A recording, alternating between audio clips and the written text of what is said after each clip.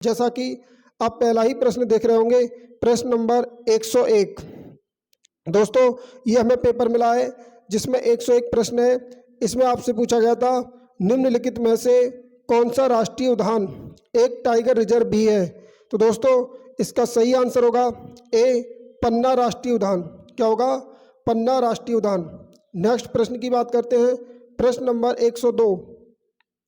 102 में आपसे पूछा गया था, 102 में पूछा गया कुद्रेमुख जो कर्नाटक राज्य की तीसरी सबसे ऊंची चोटी है, चिकमगलुरु जिले में स्थित है।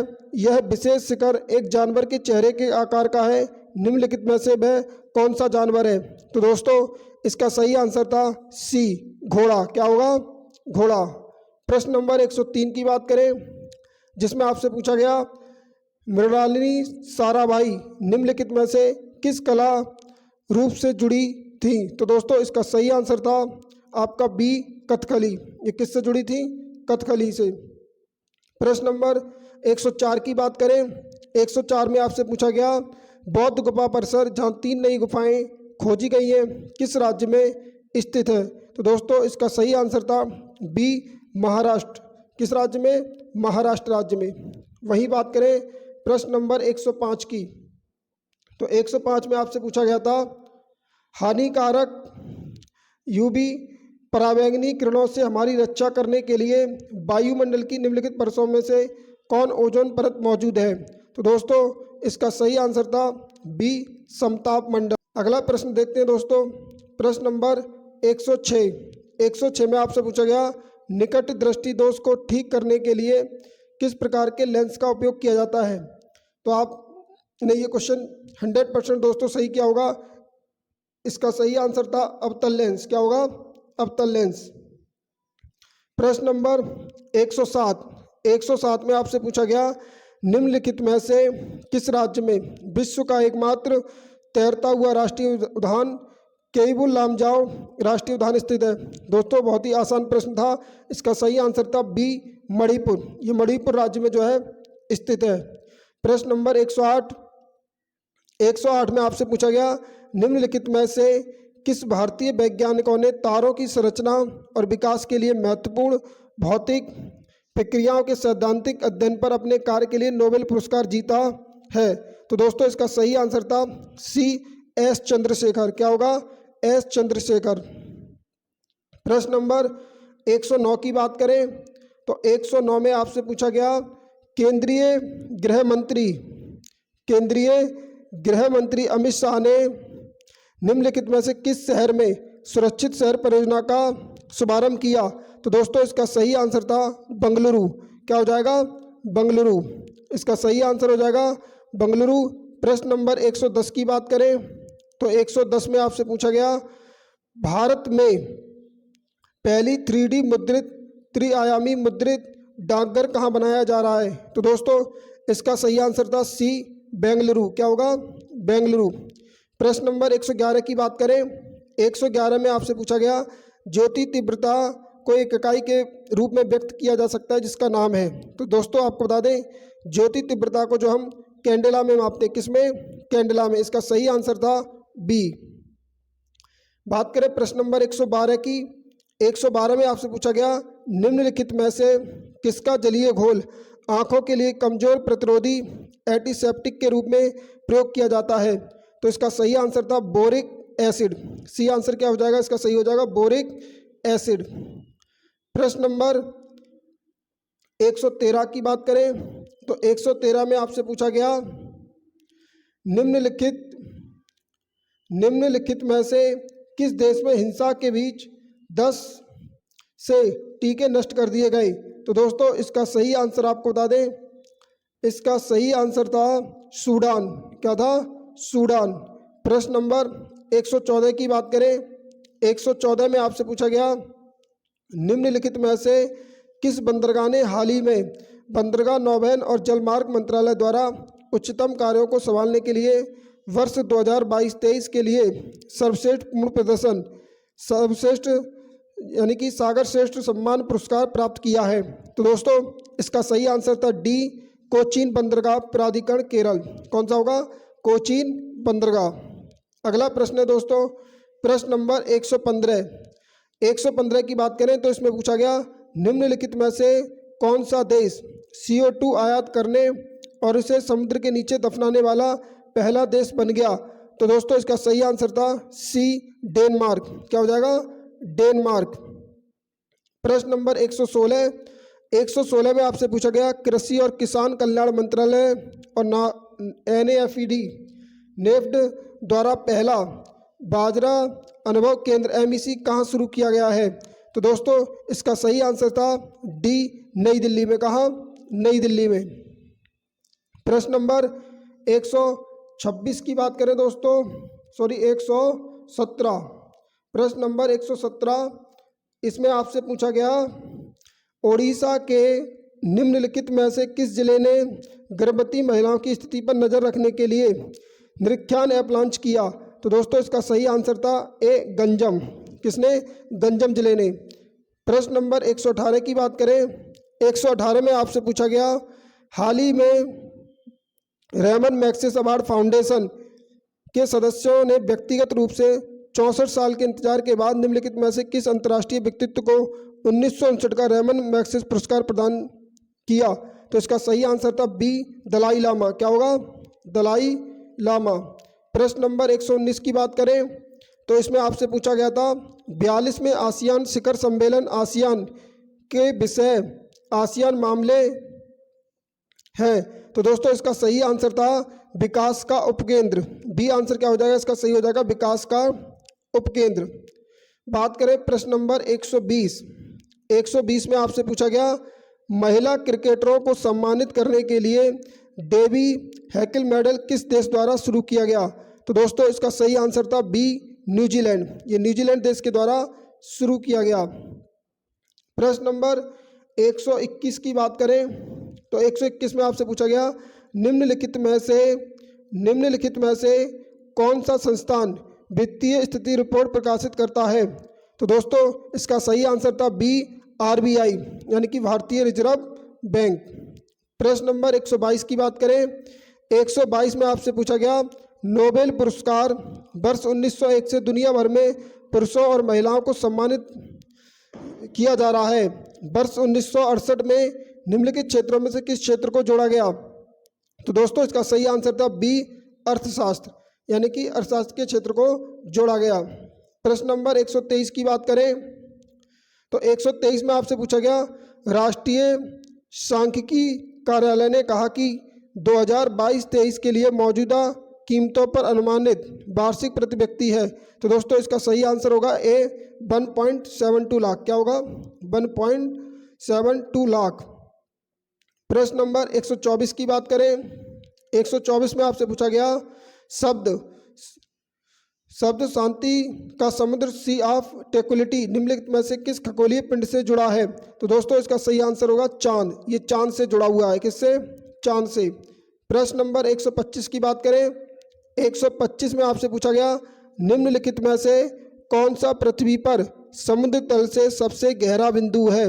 तो दोस्तों बहुत ही आसान प्रश्न आप जान सकते हैं। इसका सही आंसर होगा बी, मारियाना ट्रेंच। क्या होगा? Mariana trench. प्रश्न नंबर 126 की बात करें तो 126 में आपसे पूछा गया था, निम्नलिखित झीलों में से कौन सी एशिया की दूसरी और सबसे बड़ी मीठे पानी की झील है जो जम्मू कश्मीर राज्य में स्थित है? तो दोस्तों बहुत ही बेसिक प्रश्न था। इसका सही आंसर था ए, बुलर झील। बुलर झील जो है आपकी ये जम्मू कश्मीर राज्य में स्थित है। प्रश्न नंबर 127 की बात करें, 127 में आपसे पूछा गया, निम्नलिखित में से किस स्थल पर झारखंड में कोयला क्षेत्र स्थित है? तो दोस्तों इसका सही आंसर होगा झरिया। झरिया जो है ये कोयला के लिए प्रसिद्ध है। प्रश्न नंबर 128 की बात करें, 128 में आपसे पूछा गया, संविधान के निम्नलिखित में से किस अनुच्छेद के तहत भारत के किसी भी राज्य में राष्ट्रपति शासन लागू किया जा सकता है? दोस्तों बहुत ही आसान प्रश्न था, देखते ही आपने कर दिया होगा आंसर ए, अनुच्छेद 356। क्या होगा? 356। प्रश्न नंबर 129 की बात करें, 129 में आपसे पूछा गया, भारत के राज्य वित्तीय निगम ने मुख्य रूप से निम्नलिखित में से किसके विकास के लिए सहायता दी? तो दोस्तों इसका सही आंसर होगा डी, मध्यम और लघु उद्योग। क्या होगा? मध्यम और लघु उद्योग। प्रश्न नंबर 130 की बात करें, 130 में आपसे पूछा गया, जिस दर पर भारतीय रिजर्व बैंक वाणिज्य बैंकों को पैसा देता है, उधार देता है, उसे क्या कहा जाता है? तो दोस्तों इसे रेपो दर कहा जाता है। इसका सही आंसर क्या होगा? ए, रेपो दर। प्रश्न नंबर 132 की बात करें, 131 की सॉरी, तो 131 में आपसे पूछा गया था, भारत में प्रवासी भारतीय दिवस प्रत्येक 2 वर्ष में एक बार 9 जनवरी को मनाया जाता है। यह दिन पहली बार किस वर्ष मनाया गया? तो दोस्तों इसका सही आंसर था ए ऑप्शन 2003। ये 2003 में जो है पहली बार मनाया गया। प्रश्न नंबर 132 की बात करें, 132 में आपसे पूछा गया, भारत का पहला liquid mirror telescope international liquid mirror telescope LLMT निम्नलिखित में से किस वेधशाला में स्थापित किया गया? तो दोस्तों इसका सही आंसर था देवस्थल वेधशाला। बी आंसर क्या हो जाएगा? सही हो जाएगा देवस्थल वेधशाला, जो आपकी नैनीताल उत्तराखंड में स्थित है। बी ऑप्शन इसका क्या होगा? करेक्ट। प्रश्न नंबर दोस्तों बात करें 133 की, 133 में आपसे पूछा गया, शूद्रक द्वारा लिखित मृच्छकटिकम का साहित्यिक प्रकार निम्नलिखित में से कौन सा है? तो दोस्तों आपको बता दें, ये मृच्छकटिकम जो है एक नाटक है। क्या है? नाटक। तो इसका सही आंसर था ए ऑप्शन। क्या होगा? ए ऑप्शन क्या होगा? करेक्ट। प्रश्न नंबर 134 की बात करें, तो भारतीय संविधान की अनुसूची जो अनुसूचित भाषाओं के बारे में निम्नलिखित में से कौन सी है? तो दोस्तों ये बहुत ही आसान प्रश्न था। इसका सही आंसर होगा डी, 8वीं अनुसूची। 8वीं अनुसूची में जो है भाषाओं का उल्लेख है। प्रश्न नंबर 144 की बात करें, तो 135 की बात करते हैं। 135 नंबर जो प्रश्न है आपका, इसको भी फटाफट देखते हैं। इसमें पूछा गया था, शिवाजी की मृत्यु के बाद मराठा राज्य में प्रभावी शक्ति एक परिवार द्वारा संभाली गई, जिसने पेशवा के रूप में शिवाजी के उत्तराधिकारी की सेवा की। तो इसका सही आंसर होगा दोस्तों बी, चित्तपावन ब्राह्मण। क्या होगा? चित्तपावन ब्राह्मण। प्रश्न नंबर 136 में आपसे पूछा गया, निम्नलिखित में से किस स्थान पर पुजारी राजाओं की मूर्ति मिली है? तो दोस्तों इसका सही आंसर होगा डी, मोहनजोदड़ो। मोहनजोदड़ो से जो है पुजारी राजाओं की मूर्ति मिली है। प्रश्न नंबर 137 की बात करें, 137 में आपसे पूछा गया, मानवीय राहत और सामाजिक कार्य करने के लिए 1896 में रामकृष्ण मिशन की स्थापना किसने की थी? तो रामकृष्ण मिशन की स्थापना दोस्तों आपको बता दें, स्वामी विवेकानंद ने की थी। इसका सही आंसर होगा सी, स्वामी विवेकानंद। अगला प्रश्न है प्रश्न नंबर 138। 138 में आपसे पूछा गया, निम्नलिखित में से कौन the birth of new India पुस्तक के लेखक हैं? तो दोस्तों इसका सही आंसर था, इसका सही आंसर होगा आपका एनी बेसेंट। क्या होगा? Annie Besant. ए ऑप्शन क्या हो जाएगा? सही हो जाएगा। The birth of new India पुस्तक के लेखक कौन है? Annie Besant. प्रश्न नंबर 139 की बात करें, तो 139 का सही आंसर क्या होगा? इसमें पूछा गया था, काराकोरम वन्य जीव अभयारण्य निम्नलिखित में से किस राज्य केंद्र शासित प्रदेश में स्थित है? तो दोस्तों ये स्थित था आपका लद्दाख में। इसका सही आंसर हो जाएगा ए, लद्दाख। बात करें दोस्तों प्रश्न नंबर 140 की, 140 में आपसे पूछा गया, निम्नलिखित में से भारत में स्थित किस प्राचीन विश्वविद्यालय को यूनेस्को विश्व विरासत स्थल में शामिल किया गया? तो दोस्तों इसका सही आंसर था बी, नालंदा महाविहार। क्या? नालंदा महाविहार। प्रश्न नंबर 141, राष्ट्रकूट वंश के संस्थापक कौन थे? तो दोस्तों बहुत ही आसान प्रश्न था ये भी। इसका सही आंसर था ए, दंती दुर्ग, जिसे दंती बर्मन भी कहते हैं। प्रश्न नंबर 142, 142 में आपसे पूछा गया, निम्नलिखित में से किसने सभी 3 गोलमेज सम्मेलनों में भाग लिया था? तो दोस्तों आपको बता दें, इसका सही आंसर था B, doctor B R Ambedkar. Doctor B R Ambedkar ने जो है तीनों गोलमेज सम्मेलन में भाग लिया था।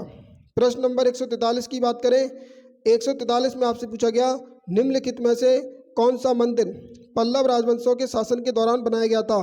तो इसका सही आंसर था डी, महाबलीपुरम मंदिर। कौन सा? महाबलीपुरम मंदिर। प्रश्न नंबर 144, 144 की बात करें, तो 144 में आपसे पूछा गया भारत में न्यूनमती स्थान, भारत में जो न्यूनमती स्थान है ये निम्नलिखित में से किससे संबंधित है? तो दोस्तों ये आपका पेट्रोलियम उद्योग से संबंधित है। किससे? पेट्रोलियम उद्योग से। इसका सही आंसर था ए। बात करें प्रश्न नंबर 145 की, इसमें पूछा गया निम्नलिखित में से कौन सा कथन स्टैच्यू ऑफ यूनिटी के बारे में सही नहीं है? दोस्तों जो नहीं है वो बताना था। तो दोस्तों इसका सही आंसर था इसकी ऊंचाई बसंत मंदिर से कम है। सी आंसर क्या होगा इसका? सही होगा। बाकी तीनों ऑप्शन आपके सही थे जो कि स्टैच्यू ऑफ यूनिटी से संबंधित थे। प्रश्न नंबर 146 की बात करें, 146 में आपसे पूछा गया बैंक हैंड स्टॉक्स शब्द निम्नलिखित में से किससे जुड़ा है? तो दोस्तों ये टेनिस से जुड़ा है। किससे जुड़ा है? टेनिस से। इसका सही आंसर हो जाएगा टेनिस। प्रश्न नंबर 147 की बात करें तो इसमें आपसे पूछा भारत में जो प्रवाल भित्तियां हैं ये निम्नलिखित में से किस स्थान पर पाई जाती हैं? तो दोस्तों ये मन्नार की खाड़ी में पाई जाती है। कहाँ? मुन्नार की खाड़ी में।